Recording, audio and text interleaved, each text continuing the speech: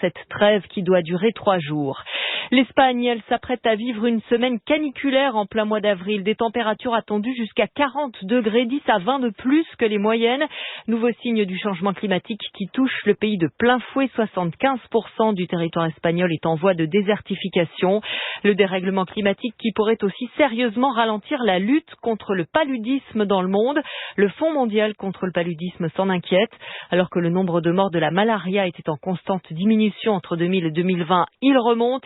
Les catastrophes naturelles, leur cycle de contamination en sont une des causes, comme le cyclone Freddy qui a frappé l'Afrique début mars, Rémi Brancato. L'équivalent de 6 mois de pluie en quelques jours. Au Malawi, le cyclone Freddy a causé d'énormes dégâts, tout comme au Mozambique où intervient l'ONG Vision du Monde. Conséquence, explique sa directrice Camille Romain-Desbaux, une explosion des cas de paludisme. Les eaux stagnantes vont favoriser la propagation de la maladie, les destructions empêcher d'avoir accès aux soins médicaux, les gens vont avoir des difficultés à se nourrir. Les moustiquaires étaient non plus utilisés pour se protéger contre les moustiques, mais utilisés comme filet de pêche à un autre usage, tout simplement celui de se nourrir et de survivre. Pourtant, la maladie reculait entre 2000 et 2020. Désormais, un vaccin existe aussi depuis 1 an et demi pour les enfants de moins de 5 ans qui représentent 80% des décès. Les stratégies qu'on a pu mettre en place depuis 20 ans ont permis de faire d'énormes progrès, mais elles arrivent un petit peu à leurs limites. Didier Ménard, chercheur en parasitologie à l'Université de Strasbourg et à l'Institut Pasteur, note un rebond des contaminations en 2021.